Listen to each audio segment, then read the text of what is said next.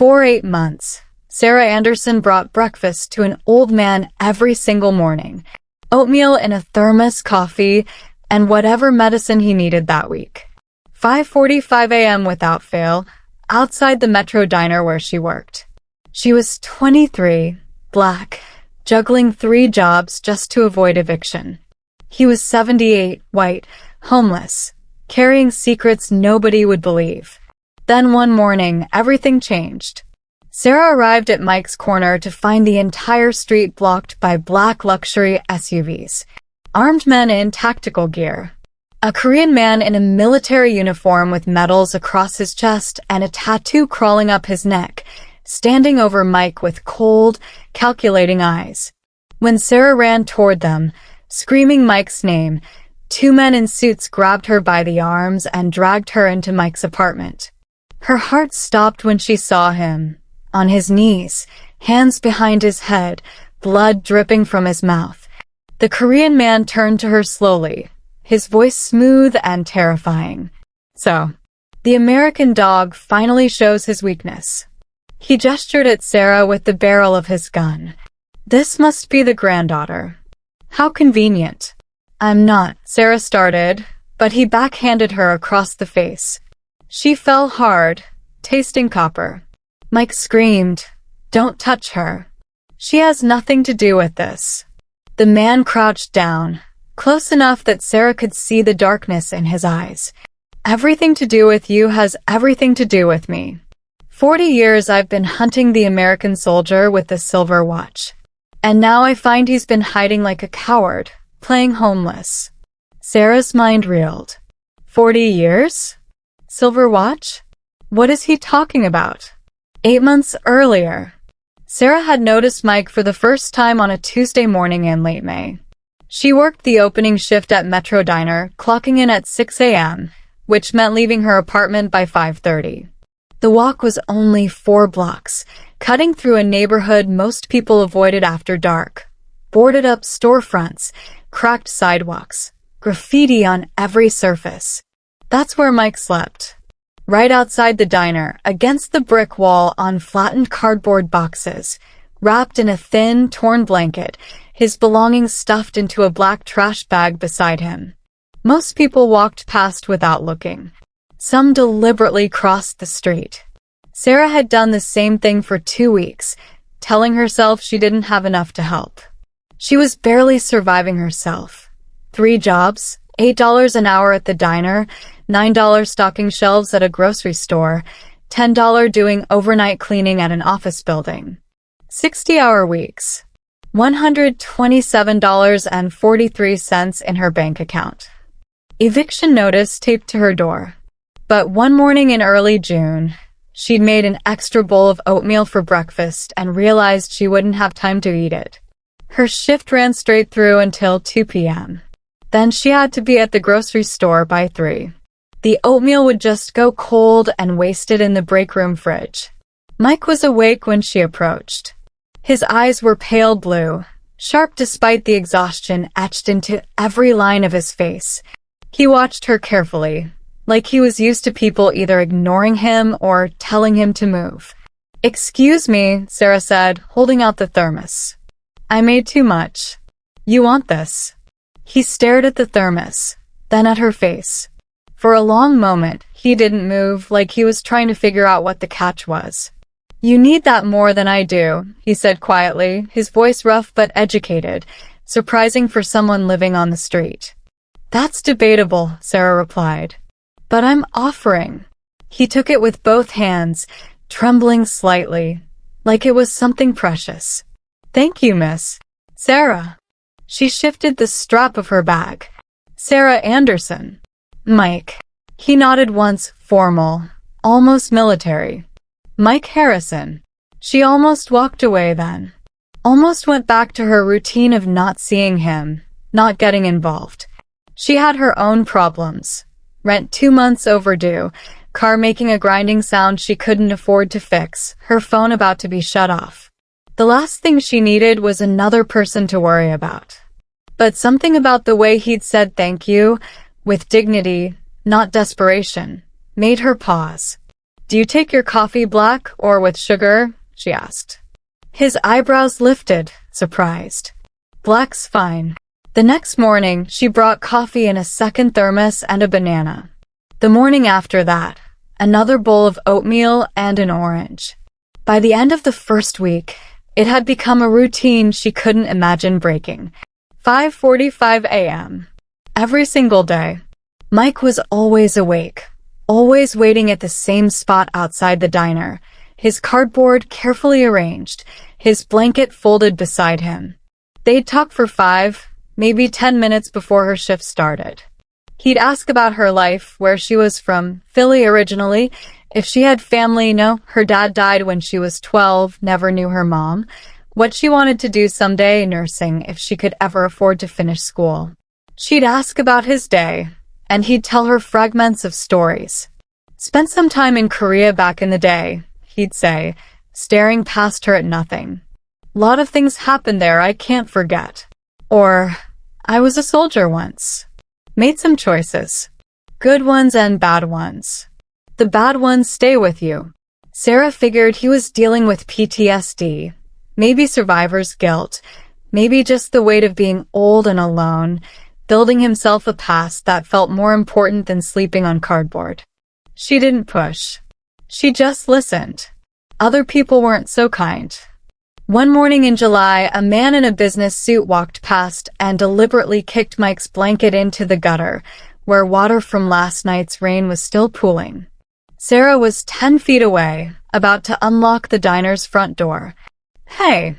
She spun around, her voice sharp. What's wrong with you? The man didn't even slow down. He's blocking the sidewalk. That's somebody's father, Sarah shot back, but he was already halfway down the block. Mike sat quietly, pulling his blanket back from the dirty water. His hands shook, from cold or anger. Sarah couldn't tell. She walked over and helped him wring it out. It smelled like mildew and exhaust fumes and something sour she didn't want to identify. You didn't have to do that, Mike said softly. Yeah, I did. He looked at her for a long time, his pale eyes full of something she couldn't name. Sadness. Regret. Maybe fear. You've got a fight in you, he said finally. That's good. He folded the damp blanket across his lap. You're going to need it. Sarah didn't understand what he meant. Not then. She just handed him his coffee, same as always, and unlocked the diner. By August, the routine was as automatic as breathing. Wake up at 5. Make oatmeal, 1 bowl for Mike, 1 for herself. Pack a banana or an apple. Pour coffee into 2 thermoses. Walk 4 blocks. Sit with Mike for 10 minutes. Listen to his stories. Clock in at 6. It wasn't charity. It didn't feel like charity. It felt like the only thing in her life that made sense. The only relationship that didn't demand more than she could give. Sarah's apartment was a studio on the 4th floor of a building that should have been condemned years ago. 320 square feet, a hot plate instead of a stove, a bathroom where the shower only ran hot if you kicked the pipes first. Rent was $475 a month, and she was perpetually 2 weeks behind. Her landlord had started leaving notes. Pay by Friday or I'm filing eviction paperwork, and she'd stopped answering his calls. Mike never asked about her struggles, but he could see them. The way her uniform was wearing thin at the elbows. The way she sometimes brought him breakfast, but skipped her own. The exhaustion in her eyes. You're working too hard, kid, he said one morning in late August. Says the guy sleeping on cardboard. I'm serious. He handed back the thermos, he always did. Insisted she keep it for the next day. You can't pour from an empty cup. I'll rest when I'm dead. Mike's expression darkened. Don't say that. There was something in his voice, something raw and haunted, that made her stop. Hey. She touched his hand, lightly. I'm okay. Really. I've been taking care of myself a long time. I know you have. He looked down at her hand on his. That's what worries me. Nobody should have to do everything alone. Sarah felt her throat tighten. She pulled her hand back, cleared her throat. I should get inside. Destiny's gonna kill me if I'm late again. But as she stood, Mike called after her. "Sarah." She turned. "You remind me of someone I used to know. Someone good." His voice cracked. "Don't let this world make you hard, okay?" She nodded, not trusting herself to speak. That night, alone in his cardboard shelter, Mike pulled out a letter from inside his jacket, yellowed paper, Korean writing, a red wax seal broken at the edge. He read it with shaking hands, lips moving silently. Then he held it over a lighter and watched it burn. The letter was a warning. "We know where you are. The family remembers. We're coming." Sarah never saw it. She didn't know that every morning she brought Mike breakfast, she was feeding a man being hunted across oceans and decades. She didn't know that her kindness had made her a target. She just knew that for the first time since her father died, she felt like she had family again. And family was worth fighting for, even when it put you in the crossfire. Sarah's feet were screaming by the time her shift ended at 2:47 a.m. 16 hours. 2 no-shows meant she'd covered the breakfast rush, the lunch crush, and the dinner service without a break. Her lower back felt like someone had taken a baseball bat to it, and the coffee stains on her uniform had gone from brown to a crusted black she'd never get out. She counted her tips in the break room while Destiny restocked napkins. $34. 12 hours of smile until your face hurts. "Yes, sir, right away, ma'am," service, and she'd made $34. "Girl, go home," Destiny said, not unkindly. "You look dead." Sarah felt dead. She grabbed her jacket, punched out, and pushed through the back door into the pre-dawn darkness. June in the city meant humid air that clung to your skin, trash bags piled on the curb, the distant wail of sirens cutting through the quiet. Her car was parked 2 blocks away. She couldn't afford the parking garage. As she walked, she noticed him for the first time. An old man. White. Late 70s, maybe older. Sitting against the diner's brick wall on flattened cardboard, wrapped in a blanket so thin she could see his body shivering underneath. A black trash bag beside him held what she assumed were his belongings. Sarah wasn't the only one who'd passed him.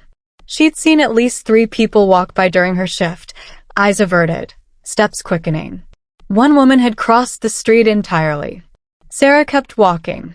She had $34 to her name and rent due in 3 days. She couldn't save everyone. But something made her stop 20 feet away. The jacket. Faded army green. Torn at the shoulder, but unmistakably military.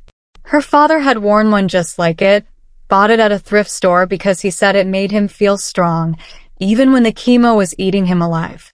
Sarah stood there for a long moment, keys digging into her palm. Then she turned around and went back inside. Destiny looked up from the register. "Forget something? Can I get an oatmeal and coffee? Employee discount. At 3 a.m.? Please." Destiny rang her up without questions. $3.50. Sarah's breakfast money for tomorrow gone. The old man's eyes were open when she approached, pale blue and watchful. She could see the calculation happening. Is this person going to hurt me or help me? "Excuse me," Sarah said, holding out the to-go container and paper cup. "I made too much. You want this?" He stared at her for a long time. "You need that more than I do, miss." "That's debatable." Sarah set the food down beside him. "But I'm offering."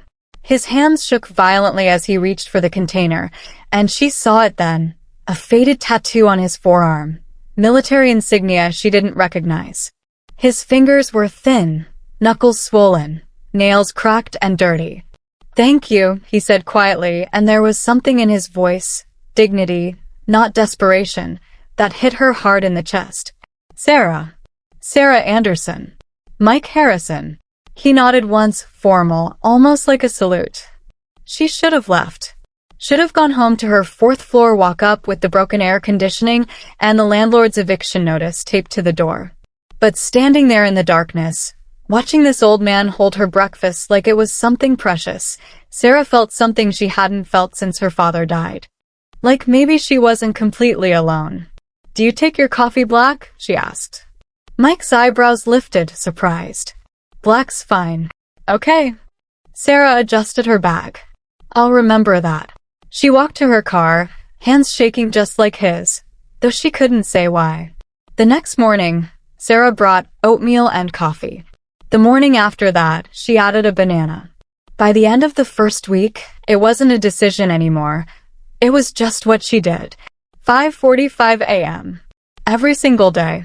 Mike was always awake, always waiting at the same spot, his cardboard arranged neatly, his blanket folded beside him. When he saw her coming, something softened in his weathered face. Not quite a smile, but close. Like he'd stopped expecting anyone to remember he existed. "Morning, kid," he'd say. "Morning, Mike." They'd talk while she waited for Destiny to unlock the diner. 5 minutes, maybe 10. She learned things in fragments, pieces of a life he seemed reluctant to fully share. He was a widower. Wife died 8 years ago. No kids. He got a small VA check every month, $8.47, but someone kept stealing it from his P.O. box before he could cash it. He'd filed complaints, but nothing ever changed. "System doesn't care about old men like me," he said one morning, hands wrapped around the coffee cup for warmth, even though it was already 70 degrees. "That's not true," Sarah said, though they both knew it was. Her own life was unraveling in slow motion. The eviction warning came in mid-June, 60 days to catch up on rent or get out. Her car started making a grinding noise that turned into a full-blown shudder every time she hit the brakes. She couldn't afford to fix it, so she just drove slower and prayed. Breakfast became ramen. Lunch became nothing. Dinner was whatever mistakes she could sneak from the diner kitchen. Destiny noticed. Of course she did. "Girl, why are you feeding a homeless man when you can't feed yourself?" she asked one morning, watching Sarah pack the extra oatmeal. Sarah didn't look up. "He needs it more than I do." "Sarah, he reminds me of my dad." The words came out sharper than she intended. What if someone had helped my dad before he died alone in that hospital room? What if someone had given a damn? Destiny went quiet. Everyone at the diner knew Sarah's story. Orphaned at 12, bounced through foster homes, aged out at 18 with nothing. No family. No safety net. Just herself. "I'm sorry," Destiny said finally. "I just worry about you." "I'm fine." Sarah grabbed the thermos and headed for the door before Destiny could see her eyes water. Mike asked about her life too, in his careful way. Where she was from. If she had people. What she wanted to do someday. "Philly originally," Sarah said, sitting on the curb beside him one morning. "Foster care after my dad died. Heart attack when I was 12. Never knew my mom. She left when I was a baby." Something shifted in Mike's expression. Guilt maybe. Or sorrow. Something deeper she couldn't quite read. "That's too young to lose a parent," he said quietly. "Yeah." Sarah stared at her hands. "I used to think if he'd just had someone checking on him, you know? Someone who cared. Maybe he wouldn't have." Her voice cracked. Mike reached over and squeezed her shoulder, gentle and brief. "You're a good soul, kid. Your dad would be proud." Sarah's throat went tight. "You don't know that. I know people. And I know you." He handed back the thermos, he always did, insisted she keep it for the next day. "You've got something a lot of folks lose along the way. You still care. That makes me sound stupid. That makes you rare." It became an unspoken thing between them. She brought him breakfast. He thanked her like it was a gift, not charity.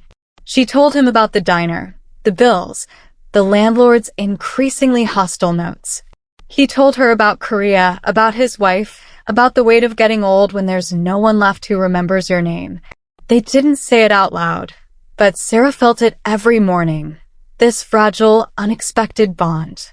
He called her kid. She called him Mike.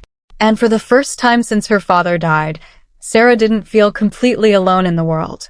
The eviction notice came on a Tuesday, taped to her door in a manila envelope with final warning stamped across it in red. 14 days to pay $950 in back rent plus late fees, or the sheriff would remove her belongings to the curb. Sarah sat on her mattress, no bed frame, couldn't afford one, and stared at the paper until the words blurred. She opened her banking app, $127.43. That was it. everything she had in the world. She picked up a fourth job the next day.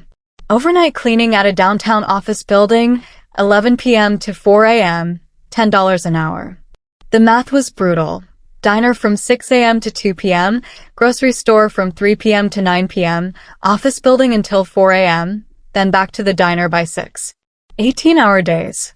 3, maybe 4 hours of sleep if she was lucky.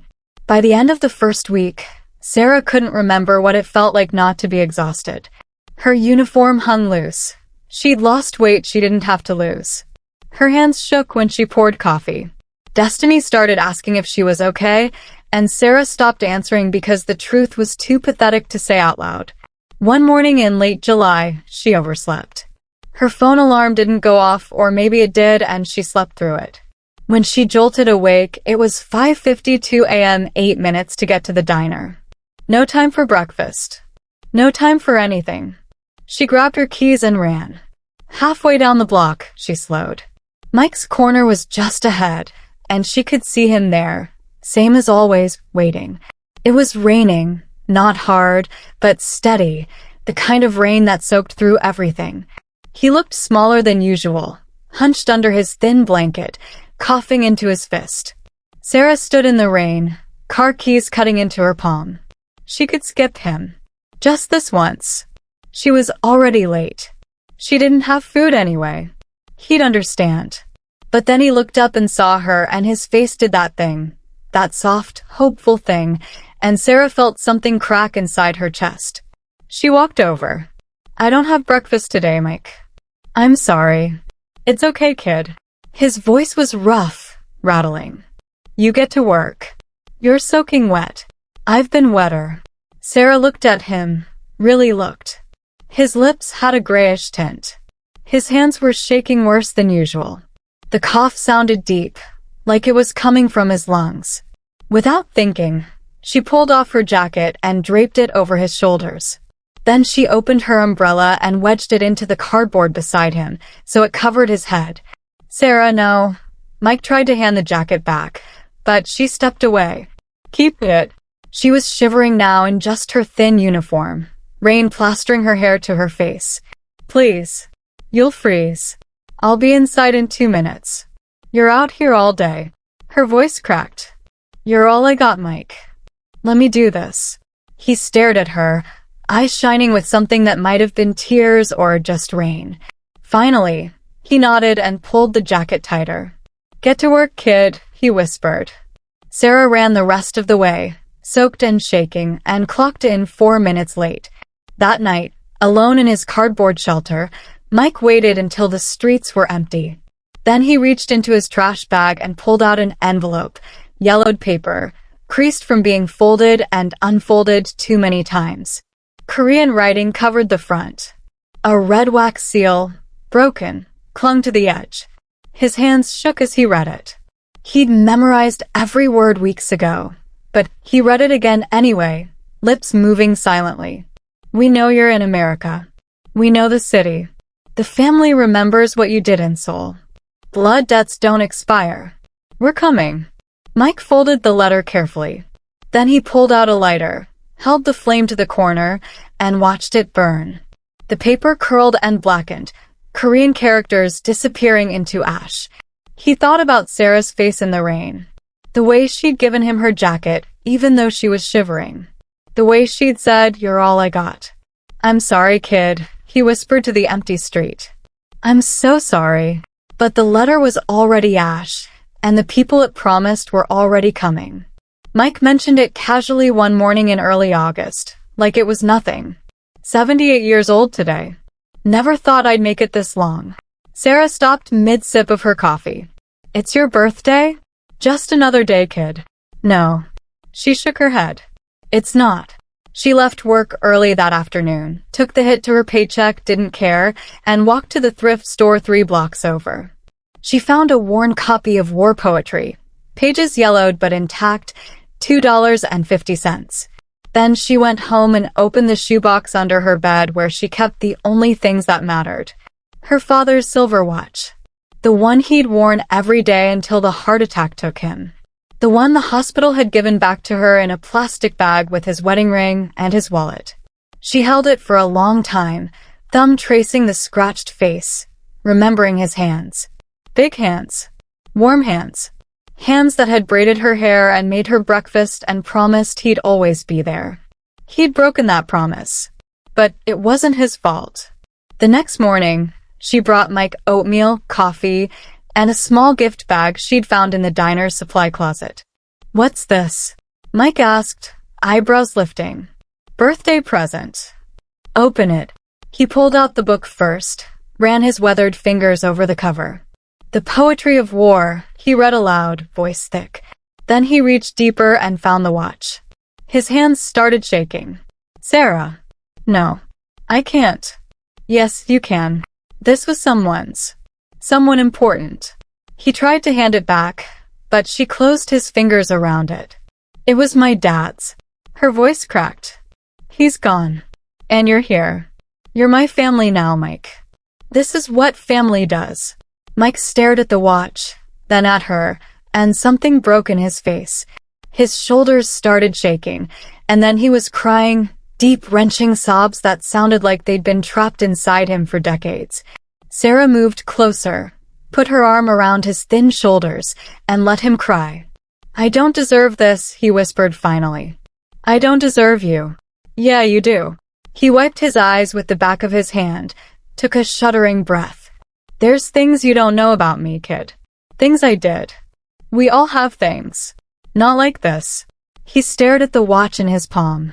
"In Korea. A long time ago. There was a night I can't forget. Something I did that I've been trying to fix ever since." Sarah's chest tightened. She'd heard about this PTSD, survivor's guilt, the weight soldiers carried home. "Whatever happened, Mike, you were just doing your job. You were following orders. That's what I tell myself." His voice dropped to barely a whisper.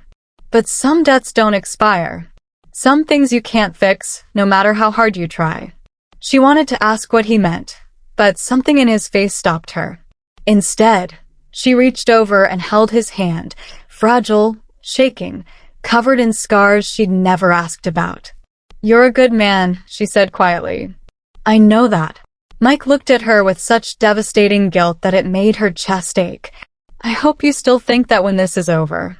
"When what's over?" But he just shook his head and slipped the watch into his jacket pocket, right over his heart.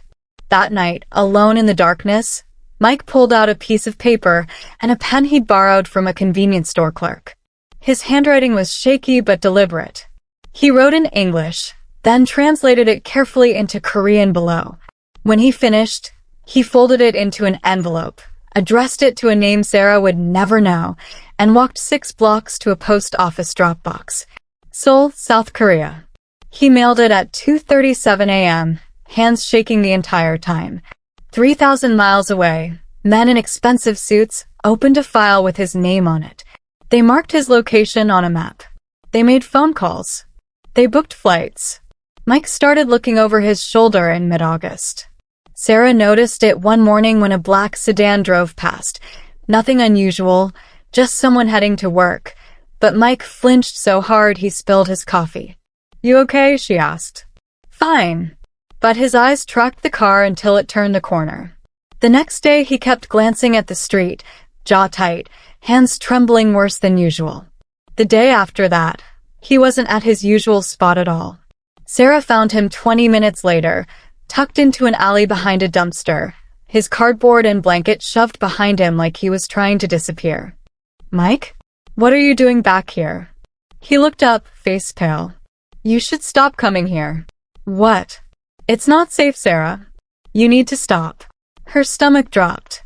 "What are you talking about? Is someone threatening you? We can call the police." "No police." His voice was sharp, desperate. "Just trust me, kid. Forget about me. Go live your life." "I'm not forgetting about you." She crouched down beside him. "You don't get to push me away. I don't have anyone else, Mike. You know that." He looked at her with such torment it made her chest ache. His mouth opened like he wanted to say something, then closed. Finally, he just shook his head. "Please," he whispered. "Just go." But Sarah brought him breakfast the next morning anyway, same as always. That afternoon, a man walked into the diner during the lunch rush. Korean, maybe late 40s, wearing a suit that probably cost more than Sarah made in 6 months. He didn't sit at a table, just stood near the register, watching her. When she approached, he spoke quietly. "Do you know Michael Harrison?" American veteran, age 78. Every instinct Sarah had screamed danger. "Why? Who's asking?" The man's smile didn't reach his eyes. "Just tell him his time is running out. The family remembers." He placed a red envelope on the counter, turned, and walked out before Sarah could respond. She stared at the envelope like it might explode. Then she shoved it in her apron and finished her shift with her heart hammering. That night, she found Mike at his corner and held out the envelope. "Someone came to the diner today. He left this for you." Mike's face went white. He jerked back like she was holding a snake. "Don't touch that. Put it down." "Mike, put it down." Sarah set it on the ground between them, hands shaking now too. "What's going on? Who are these people?" Mike wouldn't look at the envelope. Wouldn't look at her. Sarah picked it back up and tore it open. Inside was a single photograph, old, faded, showing a car engulfed in flames. And text in Korean she couldn't read, written in red ink like blood. "Mike." Her voice cracked. "What is this?" He finally looked at her, and his eyes were full of something that looked like grief. "You need to leave me alone, Sarah. These people don't forgive. They don't forget." "What people?" "Mike, what did you do?" "Something I can't take back." His voice broke. "Something that's gonna get you killed if you stay near me." "I don't care. You should." He grabbed her arm, grip surprisingly strong. "They're coming for me. And if they think you matter to me, they'll come for you too. Do you understand? They'll hurt you to hurt me." Sarah pulled her arm back, heart racing. "Then tell me what's happening. Let me help." But Mike just shook his head, grabbed his blanket, and walked away into the darkness. Sarah stood there alone, holding a photograph of fire and a warning written in a language she couldn't read, and for the first time since she'd met him, she was afraid. Not for herself. For Mike. And for what was coming. 3 days later, Sarah turned onto Mike Street at 5:45 a.m. and stopped cold. Black SUVs. 6 of them, parked in a line that blocked the entire block. Men in tactical gear, vests, weapons, earpieces, surrounding Mike's corner like it was a crime scene. More men in dark suits scanning the street with the kind of focus that made Sarah's stomach drop. She started running. "Mike." Her voice cracked. "Mike, what's happening?"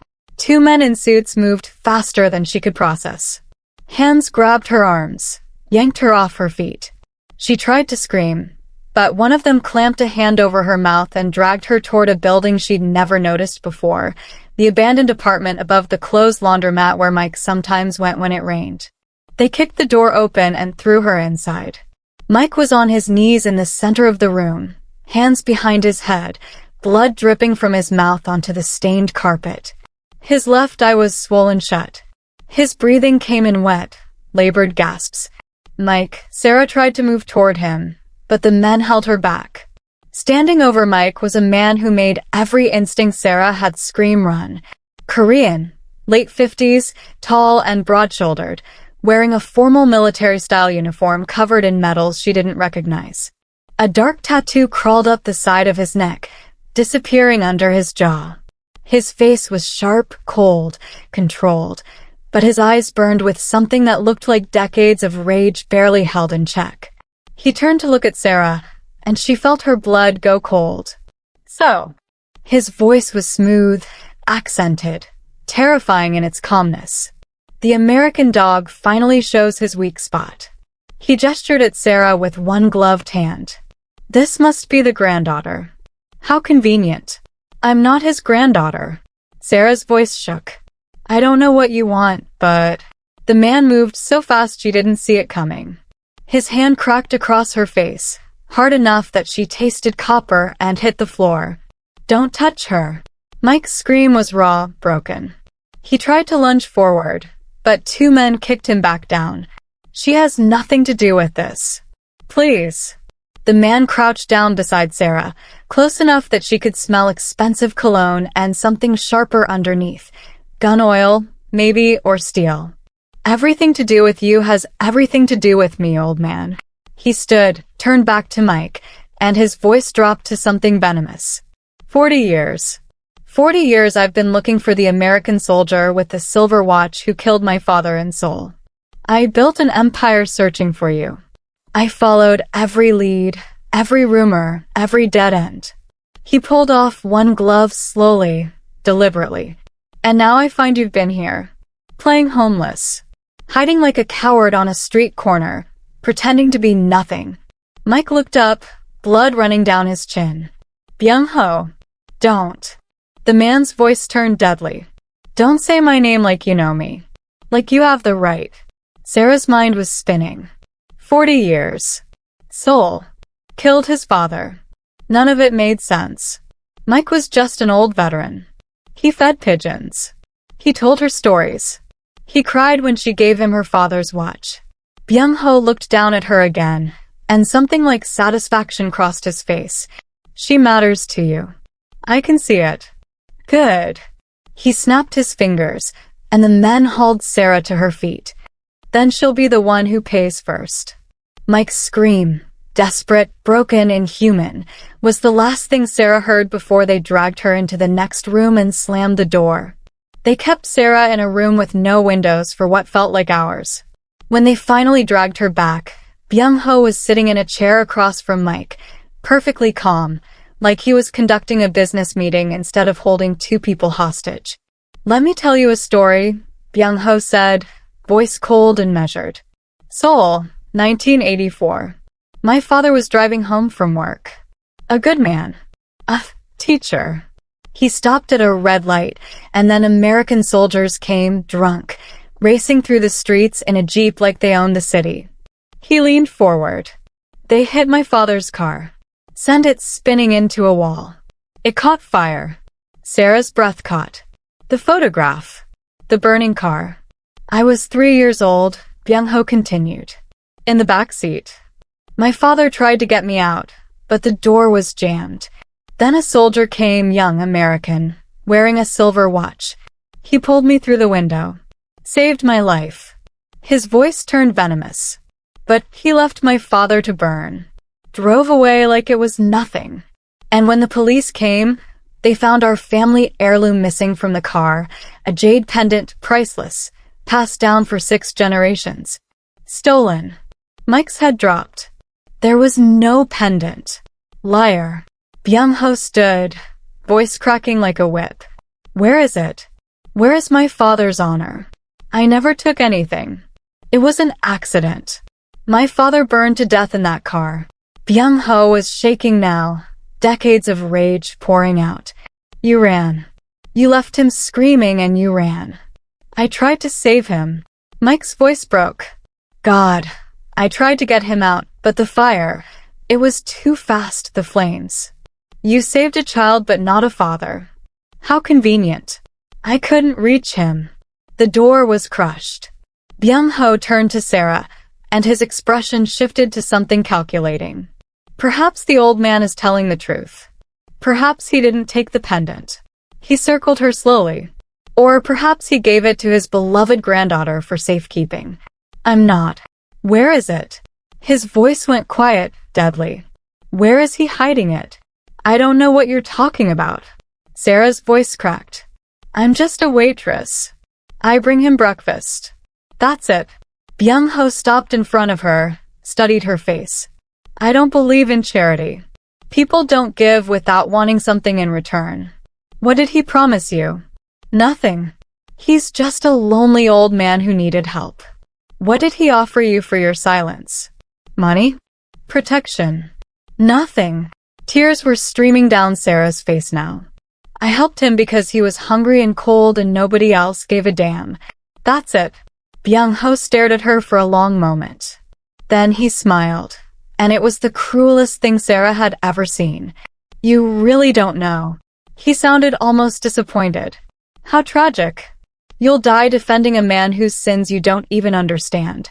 He snapped his fingers. Take her. Put her on the plane. She'll pay the blood debt in Seoul. No. Mike lunged forward, faster than Sarah thought possible for a man his age. He grabbed at the nearest guard, got his hands on a weapon. The pistol whip came fast. Metal cracked against Mike's skull and he went down hard, blood pooling beneath his head. Mike! Sarah screamed, fighting against the hands dragging her backward. Mike, get up. Please. But he wasn't moving. And Byung-ho was already walking toward the door, pulling on his gloves, checking his watch like he had somewhere else to be. 40 years, he said quietly. 40 years I've waited for this. They threw Sarah into a back room, zip-tied her hands behind her back, and posted 2 guards at the door. She could hear everything through the thin walls. The sound of fists hitting flesh. Mike's labored breathing. Byung-ho's voice, cold and relentless. Where is the pendant? Where is my father's honor? And Mike, over and over, voice breaking. She's innocent. She doesn't know anything. Please. Please don't hurt her. More sounds of violence. A cry of pain. Then silence. Sarah lost track of time. Could have been an hour. Could have been 3. Her wrists ached from the zip ties. Her face throbbed where Byung-ho had hit her. But all she could think about was Mike's voice saying please like a prayer that wasn't being answered. Finally, the door opened. They dragged her back into the main room. Mike was barely recognizable. His face was swollen, purple and red, one eye completely shut. Blood crusted his beard. He was still on his knees but listing to one side, breathing in shallow, wet gasps that sounded like his ribs were broken. Byung-ho stood over him, not a hair out of place, checking his watch like this was taking too long. Last chance, old man. He pulled a pistol from his belt, walked over to Sarah, and pressed the barrel against her temple. The metal was cold. Give me what my family is owed, or I kill her first and make you watch. Mike's good eye focused on Sarah, and she saw everything in that look. Regret, guilt, love, desperation. I'll give you anything. His voice was a rasp. Take my life. Take everything I have. Just let her go. She's innocent. You have nothing I want, Byung-ho said quietly, except suffering. He cocked the gun. Sarah looked at Mike, broken, bleeding, crying, and felt something shift inside her. She wasn't scared anymore. Or maybe she was, but it didn't matter. It's okay, she whispered. It's okay, Mike. I'm not scared. Her hands were still zip-tied behind her back, but there was enough slack that she could move her fingers. She felt for her pocket, the one on the right side of her uniform. Her fingers closed around something cool and metal. Her father's watch. Mike had given it back to her 2 days ago, said he wanted her to keep it safe. Said it meant too much to risk losing on the streets.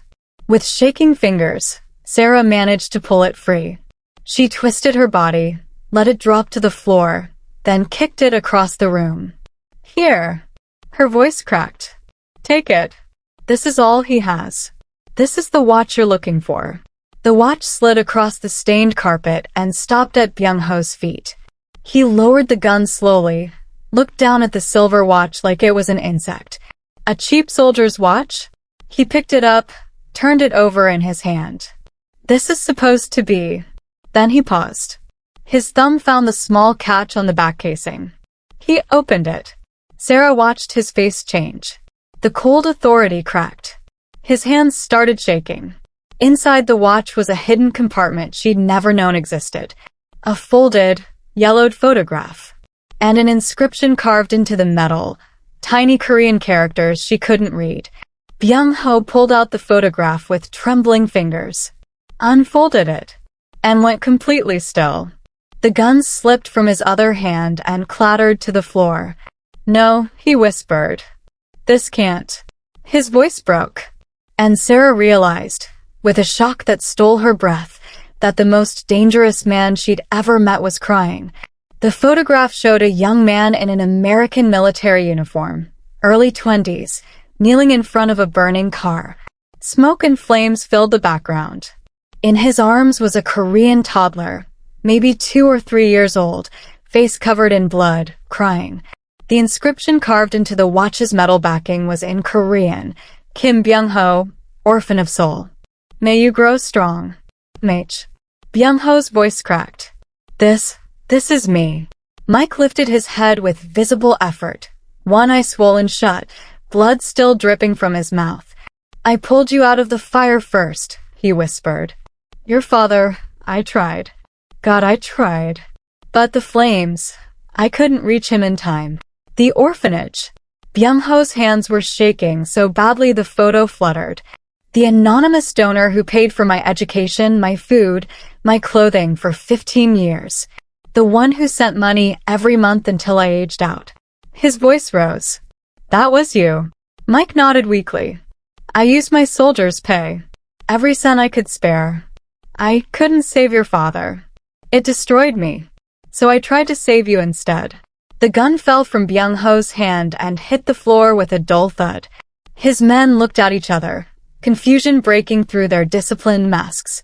Byung-ho dropped to his knees. Tears streamed down his face, decades of rage collapsing into something that looked like grief. I hunted you. I built an empire to destroy you. His voice broke completely. And you were the one who kept me alive.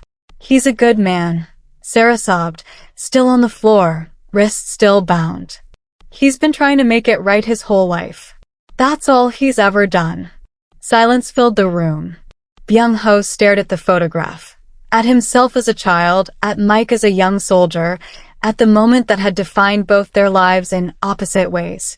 Finally, slowly, Byung-ho stood. He walked to Mike and performed a deep, formal bow, the kind that bent at the waist, head lowered, hands at his sides, the kind that conveyed ultimate respect. Yongseo Hijuseo, he said in Korean. Then in English, forgive me. I have lived my life hating a ghost. The real enemy was the war, not you. Mike's voice was barely audible. There's nothing to forgive. I failed your father. I'm sorry I couldn't save him. You saved me. Byung-ho straightened, tears still wet on his face. That is enough. He barked orders in Korean. His men immediately moved, cutting Sarah's zip ties, helping Mike into a chair, someone producing a first aid kit. Byung-ho pulled out his phone and made a call, speaking rapidly in Korean, gesturing at Mike. Within 20 minutes, a private medic arrived. Within an hour, Mike was being treated in a clean hotel room instead of a blood-stained apartment. Byung-ho turned to Sarah, who was still shaking, still trying to process what had just happened. You loved him without knowing his past, he said quietly. You saw a man when others saw nothing. You are worthy of protection. He made another call. 2 days later, Sarah came home to find a certified letter. Her rent was paid in full for the next 5 years. Her student loan debt, the online nursing courses she'd been taking one class at a time, was cleared completely. The diner where she worked had been purchased by an anonymous investor, and she'd been promoted to assistant manager with a $50,000 annual salary. When she asked Destiny what happened, her friend just shook her head in disbelief. Girl, I don't know. But those Korean men in suits? They've been parked outside every day. Watching. Protecting. 3 weeks later, Sarah walked into Mike's new apartment, a small but clean one-bedroom that Byung-ho's people had arranged. Mike was thinner, still healing, but his eyes were clear. She brought breakfast. Oatmeal and coffee. Same as always. But this time, they sat at a table together and shared it. You didn't have to stay, kid, Mike said quietly. After everything, you could have run. Sarah looked at him, scarred, guilty, imperfect, loved. Family doesn't run, she said. You taught me that. Mike's eyes filled with tears, but he was smiling. Outside, men in black suits stood watch. Not as threats, as guardians. Because the girl who served breakfast to a stranger became the bridge between enemies. She didn't erase the past, but she proved that love, even in its smallest form, can rewrite the future. Mike spent 40 years trying to atone for one night. Sarah spent 8 months proving that compassion doesn't need a reason. And in the end, The most dangerous man in the criminal underworld learned what a minimum wage waitress already knew.